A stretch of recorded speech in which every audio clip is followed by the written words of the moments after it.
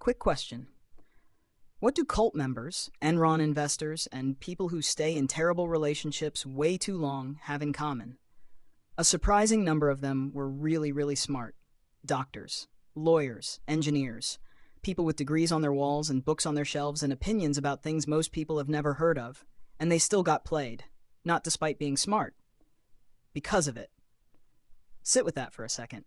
We have this idea that intelligence is a shield, that the smarter you are, the harder you are to fool. It's a nice idea, very flattering to whoever's listening. It's also wrong, and not just a little wrong. Wrong in a specific, documented, reproducible way that psychologists have been writing about for decades, and that manipulators figured out long before the research confirmed it.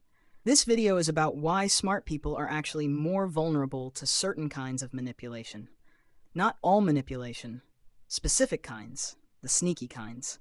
We're going to go through exactly how it works, why your brain is partly responsible, and what you can actually do about it. And yes, this applies to you. Especially if you just thought, well, probably not me though. Especially then. Part 1, the immunity illusion. Here's the first problem. Smart people think they can't be fooled. That belief, right there, is the open door. There's a concept in psychology called the bias blind spot. It's the tendency to notice cognitive biases in other people while being unaware of them in yourself. And here's the fun part. Studies show the bias blind spot is actually larger in people with higher cognitive ability. The smarter you are, the more convinced you are that you're thinking clearly. Which means the less likely you are to check. Think about it like antivirus software. If your computer is running a program called I definitely don't have a virus, it's not going to scan anything. That's the smart person's brain during manipulation. This person is clearly not manipulating me. I'd know if they were. I'm perceptive. I read books about this stuff. I watched a video once.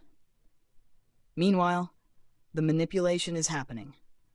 Not around your defenses, through your confidence in them. The Roman Empire didn't fall because the guards were asleep. Some of those gates got opened from the inside. Your certainty that you're fine is one of those gates. The rationalization engine. Okay, here's where it gets genuinely interesting. Intelligence is largely a storytelling machine. Your brain takes in information, builds a narrative that makes sense of it, and presents that narrative to you as reality. The smarter you are, the faster and more convincing that machine runs, which is incredible for problem solving. Writing, analysis, debate. And absolutely terrible when someone feeds bad information into it, because a smart brain doesn't just believe things, it justifies them. This is called motivated reasoning, and smart people do it better than everyone else. Here's an example. A normal person gets into a bad relationship. They notice it's bad. They feel bad. They maybe leave. A smart person gets into a bad relationship. They notice it's complicated. They build a framework for why the complications are actually meaningful. They find historical precedents for why difficult relationships produce growth. They read about attachment theory and decide they're working through something important. They're still in the bad relationship. They've just written a thesis about why that's fine. Intelligence didn't protect them. Intelligence gave the bad decision a vocabulary. There's a researcher named Keith Stanovich who coined a term for this, dysrationalia, the inability to think and behave rationally despite having adequate intelligence. His work showed that IQ and rational thinking are shockingly independent of each other. You can be extremely smart and extremely bad at catching yourself making terrible decisions. Because the same brain that catches other people's bad logic is also very good at hiding your own. Part 3, the flattery hack. Alright, this one's almost embarrassing. If you want to manipulate a smart person, like actually, practically how to do it, one of the most reliable methods is telling them they're smart. Not in an obvious, cheesy way. Subtly. You're clearly someone who thinks for themselves. I don't usually explain this to people. Most of them wouldn't get it. You're one of the few people I can actually talk to about this. What does that do? It activates identity. Smart people, more than most groups, have built their self-concept around their intelligence. It's not just something they have, it's a core part of who they are. So when you appeal to that identity, when you treat the conversation as a meeting of intellectual equals, the smart person doesn't just feel good. They feel seen. And people who feel seen want to stay in the presence of whoever's seeing them. This is how cult recruiters operate at an uncanny level of consistency. They don't start with the weird beliefs. They start by making the recruit feel uniquely understood, unusually perceptive, special. By the time the weird beliefs show up, leaving would mean giving up the identity the group reflected back at you. The flattery wasn't a compliment, it was a setup. And smart people are better targets for it, because the identity it's targeting is stronger. Part 4. Galaxy-brained. There's an internet term for this that I think deserves a full psychology breakdown. Galaxy-brained. It refers to when someone follows a chain of logic, each step seeming reasonable, and arrives at a conclusion that is objectively insane. And the smarter the person, the longer the chain they can follow before noticing. Here's how it works in manipulation. A manipulator doesn't try to get a smart person to believe something obviously false. That would trigger all the right alarms.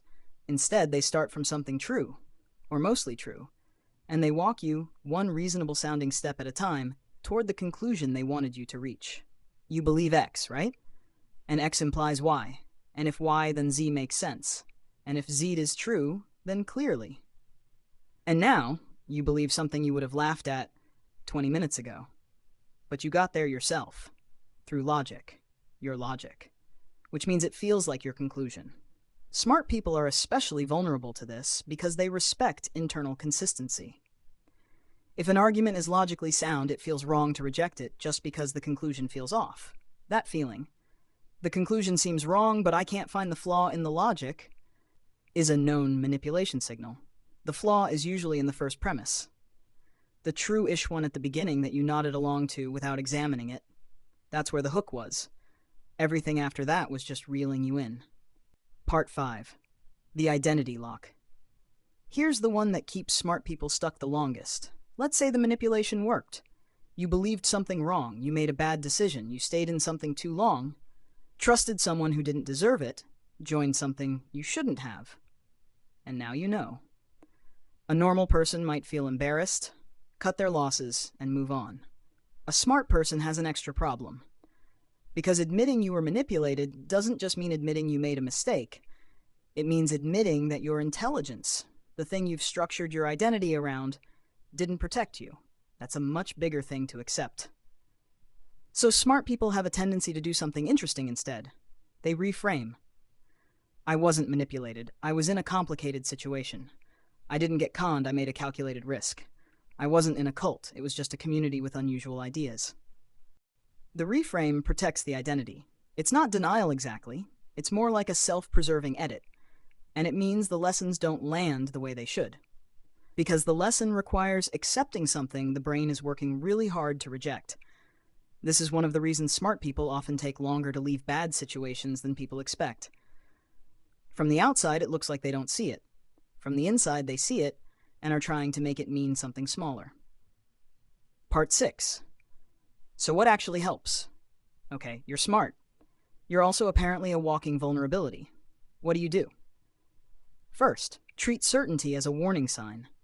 The moment you're absolutely sure you understand a situation, a person, or a dynamic, slow down. That feeling of clarity is sometimes real, and sometimes it's your brain telling you what you want to hear. Ask yourself, what would have to be true for me to be wrong about this? If you can't answer that, you've stopped thinking. You're just believing. Second, watch for identity appeals. Anytime someone is telling you how smart you are, how perceptive you are, how unlike everyone else you are, notice it, feel it, and then ask what they want. Compliments that arrive right before a request, an idea, or an invitation are not always genuine. Sometimes they're a key. Third, trust discomfort even when the logic seems fine. If a conclusion feels wrong, don't immediately override that feeling because you can't articulate why. Sit with it. The flaw in the argument might take a minute to find. But feelings of wrongness are data, not noise. Smart people are trained to dismiss intuition in favor of analysis. Manipulators know this. They construct airtight-seeming arguments specifically to override your gut. Your gut is worth more than they want you to think. Fourth, build a specific kind of friend. Not smarter, not more analytical, blunter. Someone who will tell you when they think you're making excuses. Someone who doesn't care enough about your identity to protect it. Because that person will say the thing your brain is working overtime to avoid. And sometimes that's the only thing that actually helps. Here's the part I want you to take away from this. Being smart is genuinely valuable. It helps you in 1,000 real ways. This video is not saying intelligence is a liability. It's saying intelligence has specific, documented blind spots. And manipulators know where they are. The overconfidence, the rationalization, the identity defense, the willingness to follow logic past the point where your gut said stop. These aren't character flaws, they're features of a particular kind of mind. But features can be exploited.